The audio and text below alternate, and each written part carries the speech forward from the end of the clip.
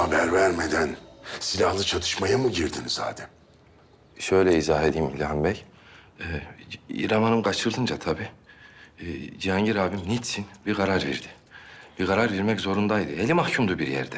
Ben sana Cihangir'i sormuyorum. Cihangir'in ne yaptığını görüyorum.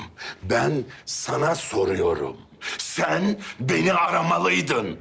Silahlı, külahlı, anlavallık istiyor muyum ben? Ha? Lan konuşurken gözüme bak! Başüstüne İlhan Bey. Neymiş? Sizi aramam gerekiyordu. İstanbul'un ortasında çatapata. Geçti oğlum artık o devirler, geçti. Nerede oldu bu iş? Efendim o bakımdan çok şanslıyız. Böyle gözlerden uzak bir yer. Yani kimsenin görmesi mümkün değil. Gören duyan olmamıştır.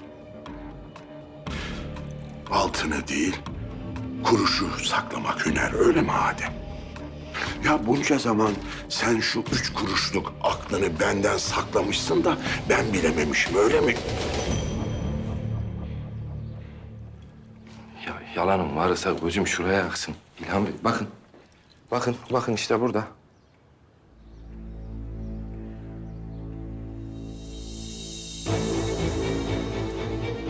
Burada mı? Nereden çıktı bu resimler? İskender'in adamlarıyla burada mı buluştunuz? Evet İlhan Bey. İskender mi istedi burada buluşmanızı? Evet İlhan Bey.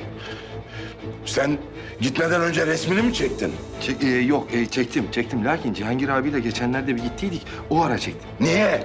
Bilmem kalk gidiyor dedi. Gittik işte. Sonra? Sonrası malum İlhan Bey. İşte burada tesadüf yani vuruştular. Cihangir abim arıyor. Açayım. Aç.